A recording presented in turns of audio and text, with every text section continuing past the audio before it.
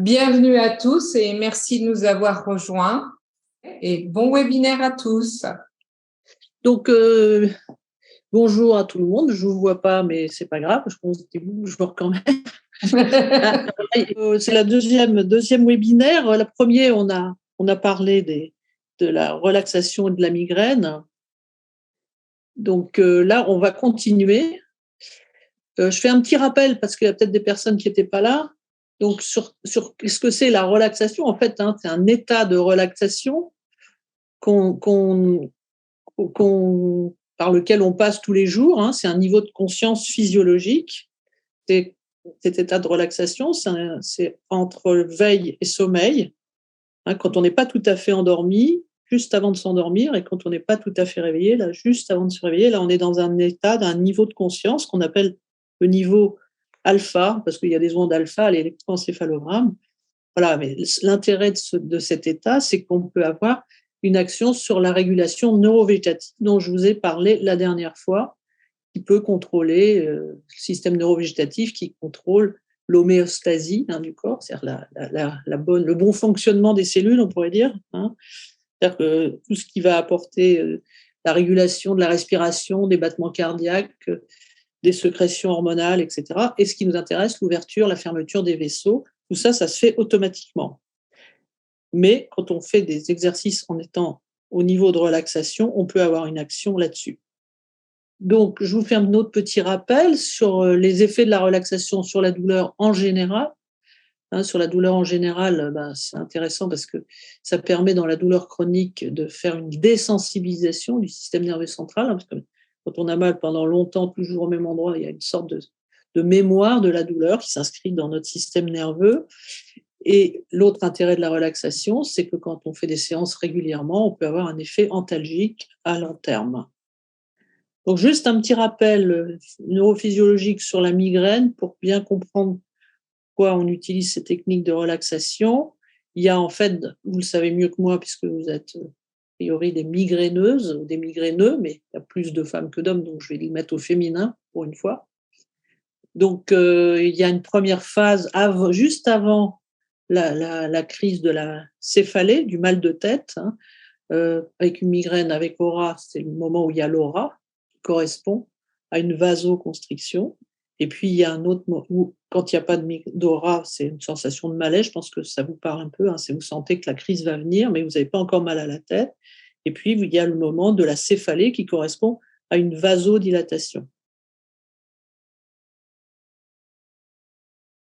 Voilà. Et donc, ça met en jeu, bien sûr, le système neurovégétatif. Ce que j'avais dit la dernière fois, et vous le savez bien, c'est que les migraineuses ont une hypersensibilité de leurs récepteurs vasculaires au niveau de la vascularisation du cerveau, et elles hyper réagissent. C'est ce qu'on appelle le terrain migraineux. Alors, les effets plus spécifiques de la relaxation sur la migraine, c'est via le système neurovégétatif, donc ça va nous intéresser parce que on va pouvoir avoir une action, comme je vous le disais, au niveau alpha, dans ce niveau entre veille et sommeil, sur l'ouverture et la fermeture des vaisseaux. Donc la relaxation, je reprends quelques généralités sur la relaxation. En fait, c'est un état de relaxation qui est obtenu par une technique. Et il y a plein de techniques, on va en parler un peu. C'est un outil, c'est pas un miracle. Utiliser des techniques de relaxation, ça permet d'avoir une approche complémentaire par rapport aux médicaments, mais ça ne se remplace pas, ça se complète. Je précise, pour pas que vous soyez déçus, c'est pas le miraculeux, malheureusement. La relaxation, donc les résultats qu'on peut obtenir, ils dépendent de deux choses. D'abord, dans quel but on s'en sert. Je vous l'ai dit un peu la dernière fois, on peut l'utiliser à des visées de psychothérapie, de gestion de stress, etc., etc. Nous, c'est dans le cadre de la douleur de la migraine. Et ça dépend aussi, les résultats dépendent aussi, bien sûr, de comment on s'en sert. C'est un outil. Quand on sert d'un marteau, il faut s'en servir dans le bon sens. Donc, c'est une technique, un outil, des techniques pour obtenir cet état de relaxation.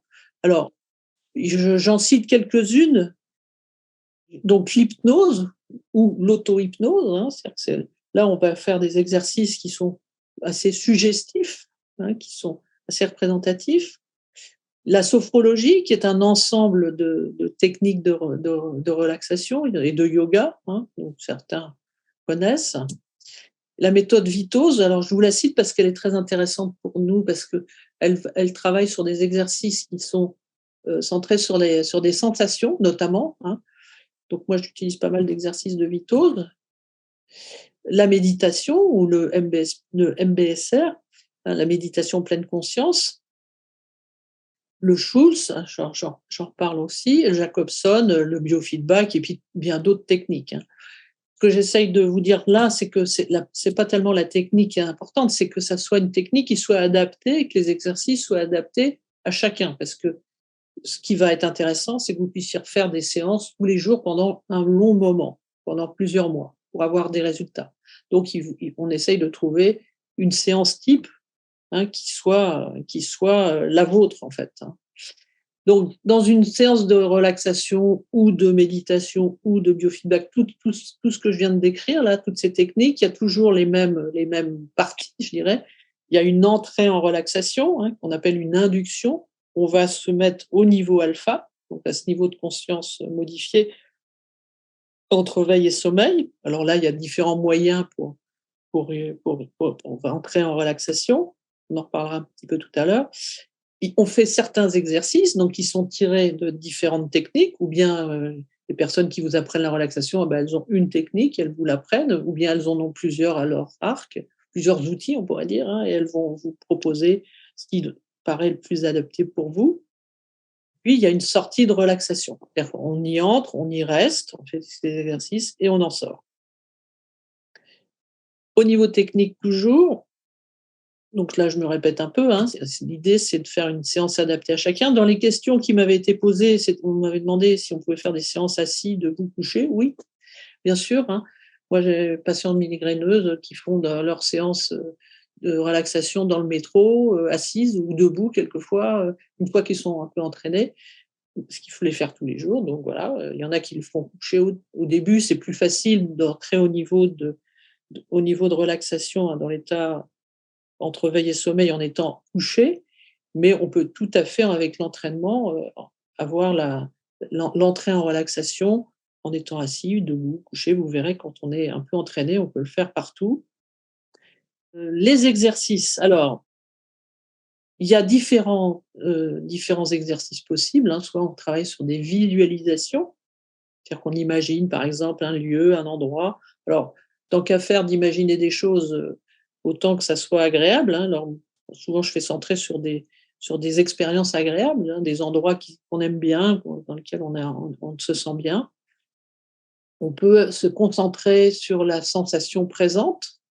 Par exemple, une partie du corps qui fait pas mal. Alors, ça, c'est très important, de ne pas se centrer sur la douleur, bien sûr. Et ou bien une sensation qui peut être suggérée par analogie. Par exemple, pour nous, là, ce qui nous intéresse pour la migraine, on va le revoir, c'est de travailler sur le chaud, le froid. On peut se concentrer sur la respiration. Toutes ces techniques que je viens de vous citer, elles utilisent bien sûr le fait de se concentrer sur la respiration. On peut se concentrer sur des pensées positives. Alors, les points communs, quelle que soit la technique, ça va être quand même deux grandes règles. C'est se concentrer sur d'autres sensations que la douleur. C'est-à-dire que ça, c'est très important, parce que vous avez compris que si vous percevez la douleur, vous allez avoir mal. Et plus vous allez vous concentrer dessus, plus vous allez l'apercevoir, et donc plus vous allez avoir mal. Donc, en plus, comme la migraine, c'est quand même une douleur qui est moyenne à forte, voire insupportable, si vous vous concentrez dessus, de toute façon, vous n'allez pas pouvoir faire la relaxation. Donc ça, c'est très important de jamais se concentrer sur la douleur pendant la séance de relaxation. Pour une deuxième raison, comme vous allez le répéter tous les jours, etc., pour ne pas créer un réflexe de conditionner, je dirais, entre la douleur et la séance de relaxation, pour pas que ça s'associe. Ça, c'est très important aussi. Deuxième petite règle, par rapport à toutes ces techniques, qui sont aussi bonnes les unes que les autres, c'est pas la question, c'est qu'elles soient adaptées à vous. Pour la migraine, là, ce qui est intéressant quand même, c'est d'utiliser des techniques plus inductives, plus suggestives, puisqu'on va essayer de travailler au niveau du système nerveux neurovégétatif, notamment donc sur cette question de l'ouverture des fermetures des vaisseaux.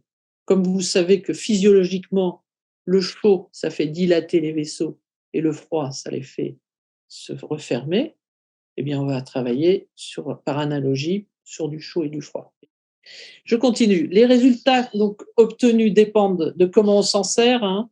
C'est-à-dire qu'il faut faire une séance tous les jours. Ça, c'est vraiment une étude qu'on avait faite il y a longtemps à Montpellier. On voyait que les résultats, c'est une courbe qui est comme ça. C'est-à-dire plus on s'entraîne, plus on a de résultats, sur du long terme, hein, sur plusieurs mois. Il faut faire une séance tous les jours. Ça n'a pas besoin d'être des séances longues, hein, c'est 10 à 15 minutes, ça suffit, mais au moins une par jour. Par contre, il n'y a pas de surdosage, donc si vous voulez en faire plus, vous pouvez en faire plus, il n'y a pas de problème. Ça, c'est vraiment pour s'entraîner, hein. C'est le fait de vous entraîner et d'utiliser finalement la neurophysiologie, hein, qui va faire que petit à petit, vous allez avoir des résultats. Donc, plusieurs mois. Alors, les résultats qu'on peut attendre de la pratique de ces techniques de relaxation, dans le long terme, donc c'est déjà qu'il y a moins de crises. Ça, c'est très net, hein, il y a vraiment moins de crises. Ça guérit pas, malheureusement, hein, de la migraine, vous le savez, puisque c'est un terrain migraineux, mais ça permet d'avoir moins de crises. Ça, vous pouvez vraiment obtenir ce résultat-là, parce qu'en fait, qu'est-ce que ça produit? Ça va réguler l'hypersensibilité des récepteurs des vaisseaux, hein, et puis aussi parce que comme vous allez pouvoir travailler sur les facteurs déclenchants, notamment le stress, on peut aussi, comme on l'a vu, hein, travailler sur le stress en étant dans des états de relaxation, dans des séances de relaxation. Si c'est un facteur déclenchant, vous aurez moins de crises.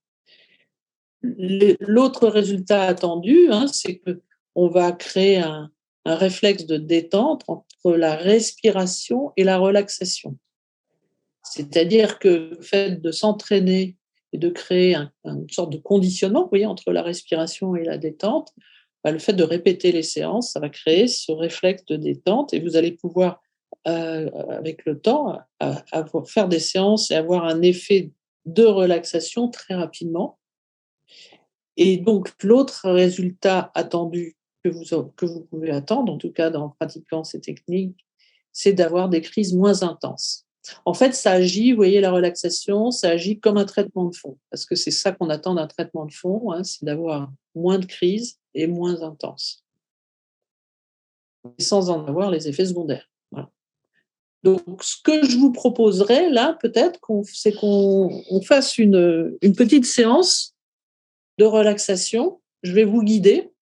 Je vous explique, hein, ce qu'on va faire. C'est-à-dire que je vous propose là de vous installer un peu confortablement. Si vous êtes assise, d'essayer de bien sentir les points d'appui de votre corps sur la chaise, et de sentir le contact des pieds, hein.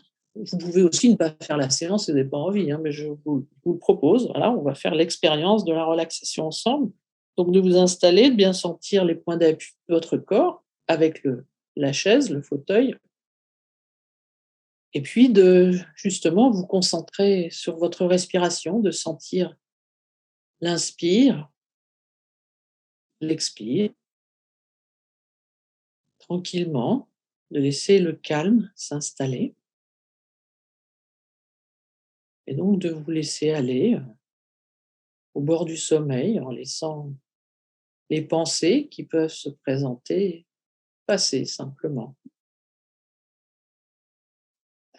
Restez centré sur votre respiration.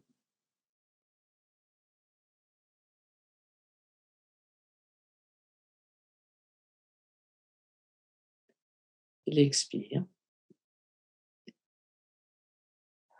et de laisser votre corps se détendre en gardant simplement le tonus nécessaire pour rester en position assise. De laisser votre visage relâché, de laisser le front lisse, laisser les paupières posées sur les yeux. Et vous pouvez également les garder ouverts si vous préférez. de sentir les joues, la mâchoire se détendre, la bouche, à l'intérieur de la bouche, la gorge,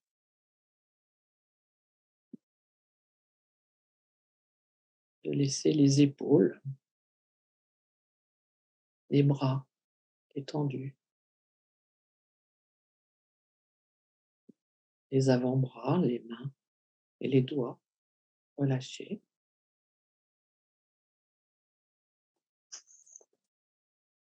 De sentir votre dos et les épaules détendues et de descendre le long du dos, vertèbre par vertèbre, en relâchant tranquillement.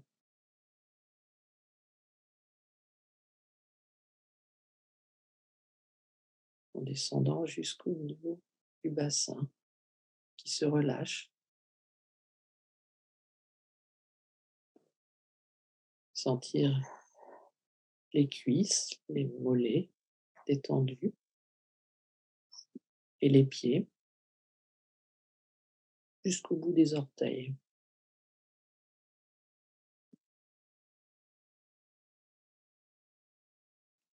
Et là, de prendre le temps de vous sentir tout entier, tout entière dans cette position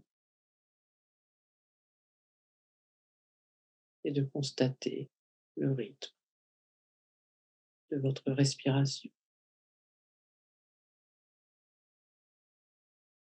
Inspire, expire.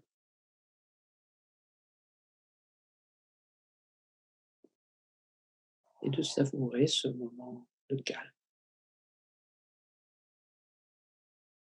de tranquillité.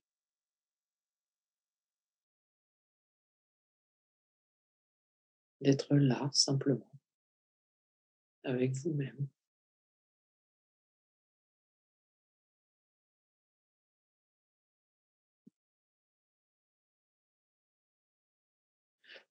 Et de respirer profondément 1 ou 2 fois. Une grande inspiration. Et de souffler. L'expire. Sortir tranquillement.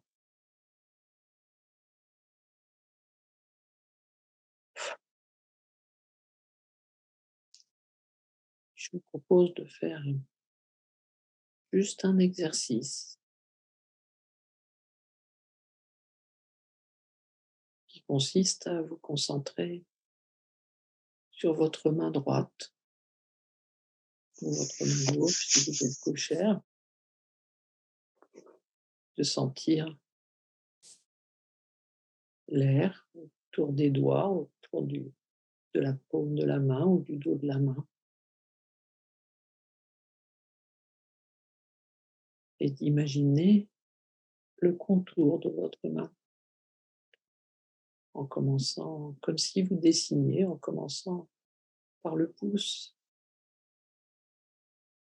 puis de dessiner le contour de la main en remontant vers l'index, en faire le tour, puis le majeur, et de dessiner ainsi le contour de l'annulaire, remonter vers le petit doigt, donc dessiner le contour, et de redescendre le long de la tranche de la main jusqu'au poignet.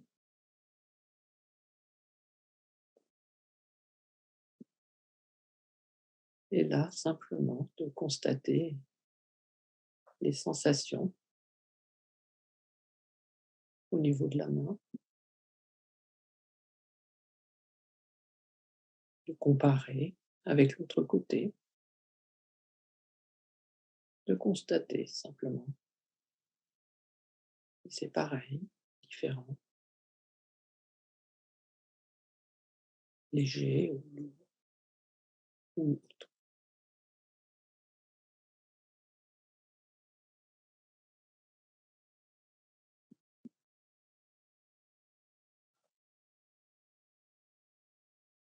Puis, je vous propose de vous concentrer à nouveau sur votre respiration.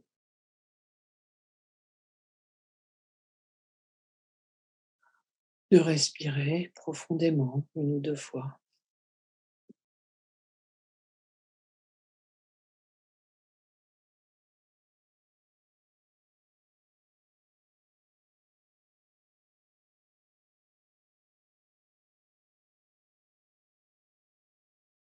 Constater le calme, le bien-être peut-être.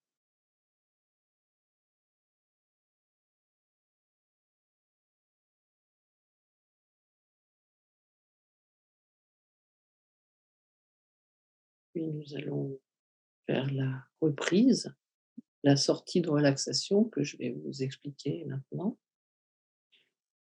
Je vous propose tout doucement de commencer à bouger les extrémités, les pieds, les mains, de bouger les bras.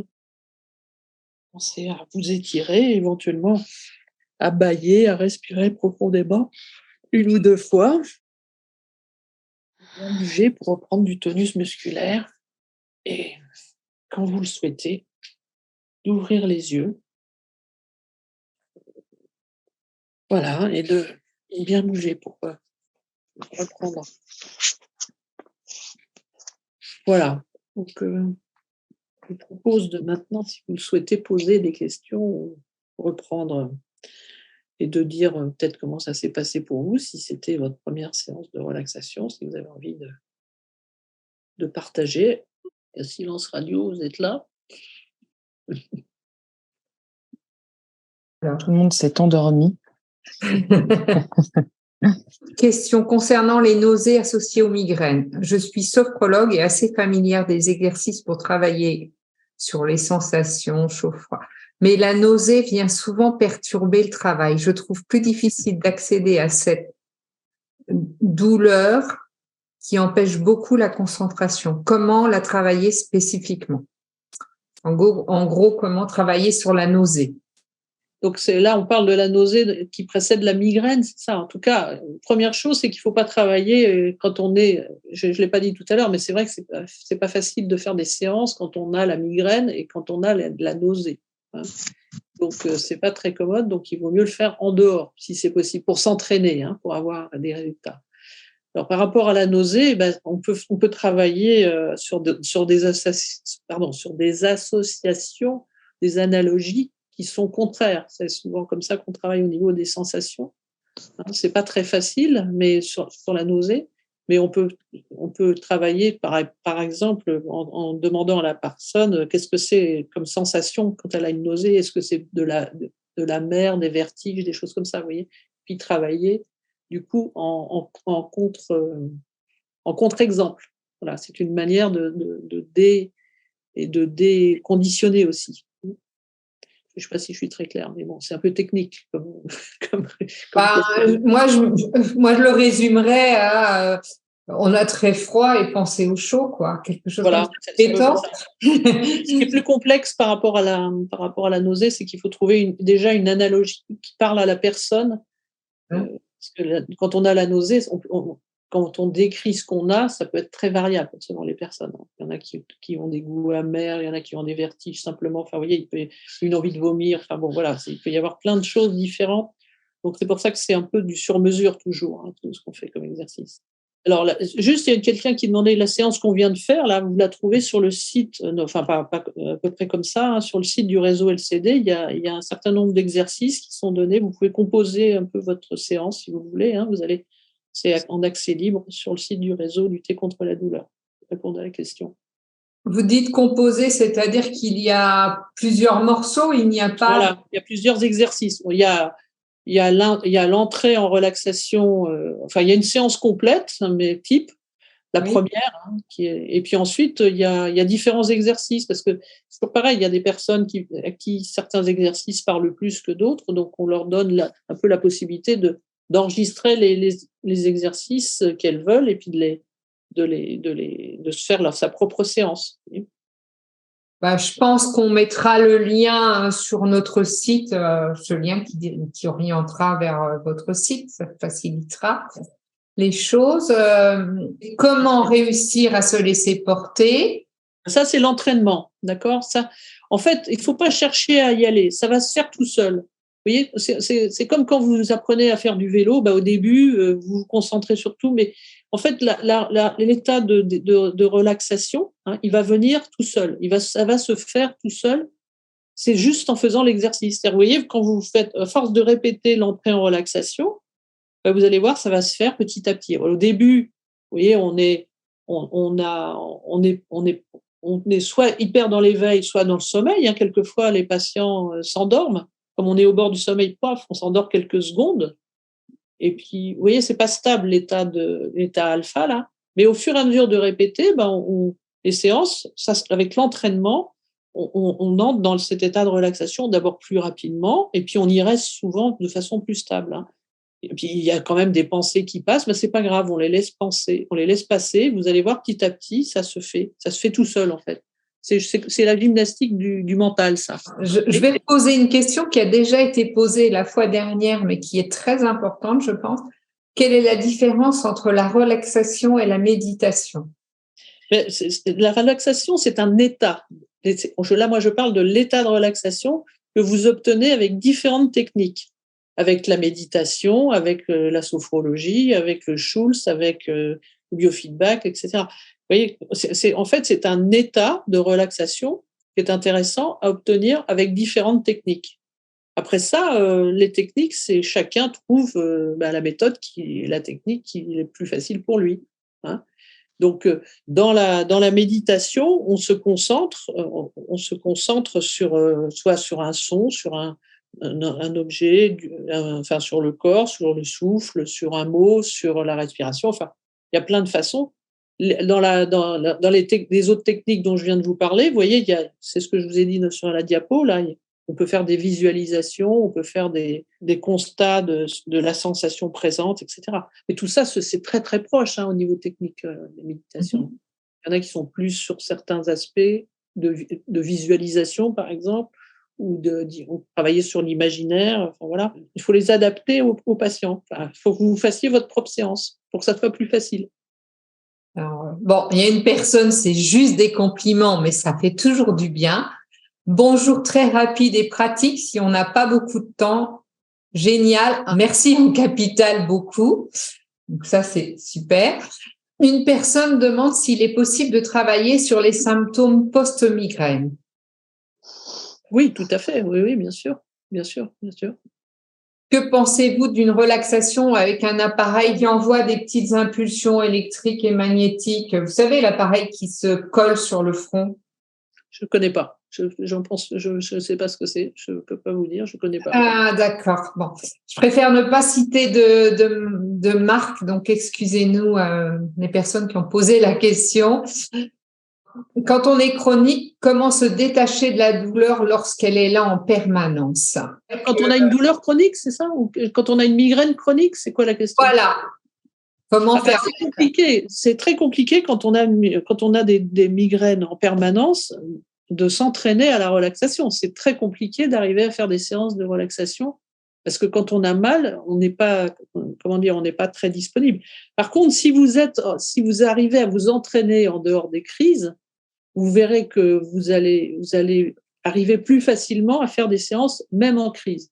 Alors, je ne l'ai pas dit tout à l'heure, mais je l'avais dit un petit peu la dernière fois, c'est ce que les patients arrivent à faire vraiment, c'est avoir moins de crises et moins intenses. Ça, tout le monde peut y arriver, je crois. Par contre, il y a certaines personnes qui arrivent à couper les crises. Vous voyez, avant la crise, elles font une séance et quelquefois, ça leur permet que la crise ne se déclenche pas, que le mal de tête ne se déclenche pas. Mais ça, c'est pas tout le monde qui arrive parce que c'est une question d'entraînement, puis c'est une question aussi de comment arrive la crise. Quelquefois, la crise, elle arrive très vite et vous n'avez pas le temps de faire une séance. Enfin, voilà, quand ça arrive la nuit, vous pouvez pas faire une séance. Donc, c'est pas l'effet constant, je dirais, de la relaxation. Mais c'est vrai que c'est très compliqué quand on a crise permanente, il faut essayer avec les médicaments, de régulariser, avoir moins de crises pour pouvoir aussi s'entraîner. Ça, c'est sûr. Hein. Ça ne s'exclut pas les médicaments, hein, c'est complémentaire la relaxation. Peut-on visualiser la douleur plutôt que la main? Non. Non, non, non. Parce que si vous avez compris le premier webinaire, si vous vous concentrez sur votre douleur, vous allez plus l'apercevoir et en plus, donc ça va l'amplifier, vous allez avoir plus mal. Et en plus, vous voyez, parce que c'est pas comme une douleur brève, une douleur qui vient une fois comme ça de temps en temps. Là, vous avez des migraines, c'est fréquent. Donc, au niveau neurophysiologique, ça va créer une espèce de mémorisation de la douleur et vous risquez de créer un réflexe conditionné entre la relaxation et la migraine. D'accord ? Et du coup, ça, c'est vraiment important, hein, de faire de la relaxation ne vous provoque pas des migraines quand même. Ça serait quand même le comble. Vous voyez ce que je veux dire ? C'est-à-dire qu'il faut vraiment ne pas se concentrer sur la douleur quand on a des douleurs chroniques. Hein. C'est très différent de la douleur brève, ce qu'on appelle la douleur aiguë. Et effectivement, il faut essayer de se concentrer sur autre chose. Très important. Donc, j'ai fait une erreur d'explication tout à l'heure. Donc, une personne me rappelle que l'appareil dont on parlait tout à l'heure, c'est un appareil de neurostimulation qui crée des sensations de fourmillement dans le cerveau. D'accord, c'est intense, oui, d'accord. Voilà. Et ça, c'est autre chose. Ça n'a rien à voir avec la relaxation, ça. La personne demandait si on pouvait faire de la relaxation en même temps. Ah non, non, non, non, non. Il vaut mieux séparer. Je sais pas. Moi, je pense que c'est un peu compliqué de se focaliser sur les sensations du TENS. Vous voyez, il vaut mieux prendre d'autres sensations. Donc voilà, il y a des personnes qui demandent comment atténuer les symptômes post-crise, fatigue musculaire, etc. Bon, une personne propose de se promener et prendre l'air. Je pense que, oui, chacun a ses petits moyens. Voilà. Ma question, moi, je vais résumer plusieurs questions. C'est est-ce que tous les symptômes ou problèmes entre guillemets qui se rapportent avec la migraine peuvent être soulagés par la relaxation? Est-ce qu'on peut rêver de ça? Les prodromes, les postdromes, des symptômes particuliers comme la fatigue, les troubles de la concentration. C'est-à-dire que tout ce que vous décrivez là, c'est lié à la crise, en fait, de migraine. Puisque, oui, donc, moins vous avez de crises de migraine, mieux vous serez et moins vous aurez tous ces symptômes. Donc, comme la relaxation, pratiquer des techniques de relaxation vous permettra d'avoir moins de crises, oui, indirectement, vous voyez, mais ce n'est pas un effet direct, c'est un effet de conséquence. Le fait que vous ayez un traitement, mais que ce soit un traitement par la relaxation, par les médicaments, le fait d'avoir moins de crises vous donnera moins de tout ce cortège de symptômes qui accompagne la migraine, bien sûr. Une personne, la question a déjà été posée la dernière fois, mais il est possible qu'il y ait de nouvelles personnes. Et puis, une personne demande ce que vous pensez de la cohérence cardiaque. J'avais déjà répondu, c'est une façon aussi de se concentrer, pourquoi pas. Là, au lieu de se concentrer, c'est avec les battements cardiaques, on fait un lien, et pourquoi pas. Hein. Moi, ce que j'essaye de vous dire d'ailleurs, c'est que ici, c'est qu'il n'y a pas de bonne ou de mauvaise méthode, une qui est meilleure que l'autre. Ce qui est important, c'est qu'elle vous convienne. Vous voyez, c'est que vous trouviez les exercices qui vous permettent de répéter ces séances, de les faire tous les jours. C'est ça qui est vraiment important, c'est de faire 5-10 minutes tous les jours pendant des mois. C'est ça qui va, pendant au moins 3 mois. Hein. Vous allez voir, parce que, en fait, ce qu'on voit quand on fait des groupes avec des patients migraineux, on fait 6 séances, mais on les fait à 15 jours, 3 semaines d'intervalle. Vous voyez, on leur donne des séances à refaire chez eux tous les jours, et on voit comment ça avance, comment ils progressent. Et puis, ça s'étale, vous voyez, sur 2 mois et demi, 3 mois. Et on voit, les constate que ça va mieux, c'est plus facile de faire les séances, d'entrer en relaxation au fur et à mesure de l'entraînement. Mais encore une fois, c'est pas la technique, c'est le fait, c'est de faire d'utiliser une technique qui vous convient, qui est intéressant, que ce soit le biofeedback, que ce soit la sophrologie, que ce soit, c'est comment vous vous en servez qui est important. Donc, il faut trouver. Et pour ça, on a besoin quelquefois d'avoir des professionnels qui vous guident au départ. Vous voyez, parce qu'il y a plein d'applications sur Internet, mais qui sont très bien d'ailleurs. Hein, c'est pas. Mais en même temps, c'est intéressant d'avoir des exercices un peu plus spécifiques pour les migraineux.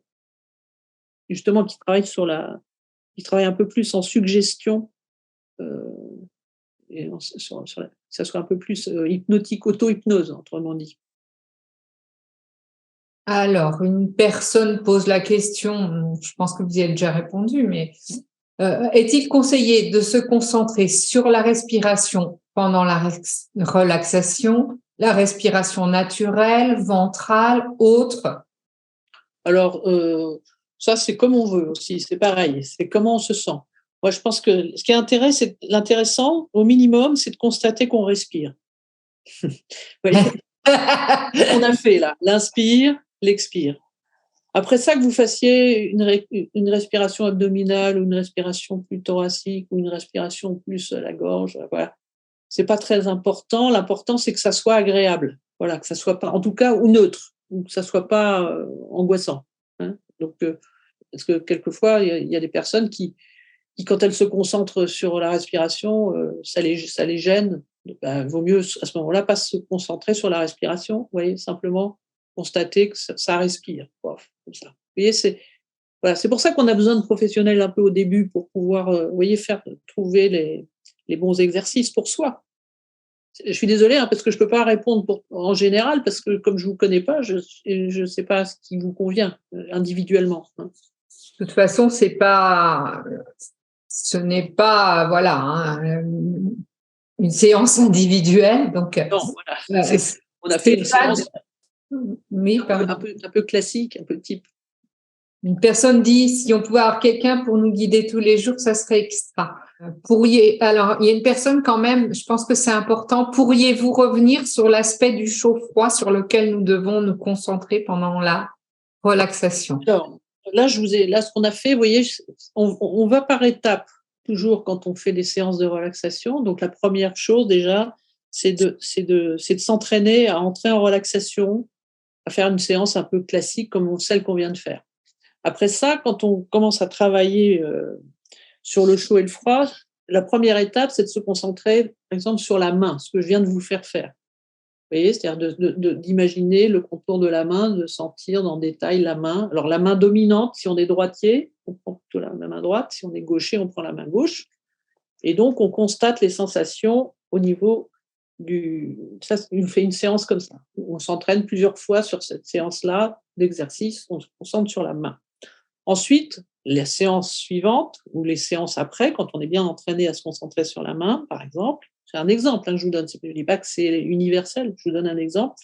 Eh bien, on imagine en étant en relaxation, donc dans cet état de relaxation, qu'on trempe tout doucement la main sur laquelle on a travaillé, là, qui est sensibilisée du coup. On imagine qu'on la met dans un seau d'eau glacée. Donc, on sent les doigts comme ça qui, petit à petit, rentrent dans l'eau froide et qui s'engourdissent. On sent le niveau du froid, voilà, qui monte comme ça. Voilà. Et on reste comme ça. Et vous voyez que là, on est dans la suggestion du froid. D'accord ? Et on s'exerce, on fait plusieurs fois cette séance, on la répète, etc. Et puis, ensuite, autre étape, autre séance, on fait le même exercice, mais là, une fois qu'on sent le frais, moi, vous voyez, c'est automatique. Je sens ma main qui s'engourdit quand vous le disant, tellement je l'ai fait souvent. Donc, on imagine qu'on prend ce froid et qu'on le fait diffuser au niveau du visage. Voilà. Okay. Et vous allez créer comme ça un conditionnement en étant en relaxation. D'ailleurs, si je regarde ma main, elle n'est pas dilatée du tout, elle est froide. Et vous la mettez donc sur le visage, à l'endroit où vous avez la migraine, habituellement. Voilà. Ce qui vous permettra peut-être, quand vous aurez une crise, de vous reconcentrer sur votre main droite ou gauche et d'associer. Et vous allez voir qu'il va y avoir il va y avoir un conditionnement qui va se faire et que du coup, vous allez avoir une vasoconstriction et qui permettra peut-être, au moment de la céphalée, ne vous trompez pas, qui va permettre de diminuer donc la crise. Voilà. C'est comme si vous appliquiez du froid quand vous avez la crise. Peut-être que vous le faites déjà avec, je sais pas, du baume du tigre ou de la menthe ou je sais pas quoi, hein, tous ces petits moyens qui vous aident à avoir moins mal. Là, en fait, c'est une suggestion interne. C'est-à-dire que vous voyez, voilà. Mais c'est du conditionnement. Vous voyez, voilà. On fait ça aussi en Qigong pour transmettre l'énergie dans les médias, exactement. C'est la même chose. C'est exactement la même chose. Vous voyez, on utilise en fait notre système neurovégétatif. Hein, c'est ce que je vous expliquais. Peut-être une question sur les exercices. Est-ce qu'on doit varier les exercices ou est-ce qu'on peut varier les exercices? J'imagine qu'il y a quand même plusieurs choses qu'on peut faire en relaxation. Bien sûr, on peut varier, bien sûr. Ce qui est intéressant, c'est pour ça qu'on a besoin quand même de professionnels un petit peu au début. Hein, après, il faut être autonome et pouvoir faire ses séances tout seul. Mais au début, c'est bien de pouvoir choisir les exercices avec quelqu'un qui en connaît beaucoup déjà, puisque c'est son métier, hein, qui s'est formé à ça, hein, qui connaît les outils et les techniques, et pouvoir avoir comme ça des pistes de différents exercices, parce que sinon c'est un peu lassant si on fait toujours les mêmes séances. Un grand merci à vous. Merci à vous aussi. Ce webinaire et ces 2 webinaires merci qui sont beaucoup. Très informatifs et j'espère que ça aura donné envie à pas mal de gens de pratiquer. Comme vous le voyez, il y a plein de merci. Donc, ça prouve que c'était intéressant. Mais on vous souhaite à tous une très belle journée. Belle journée à vous. Au revoir. Au revoir.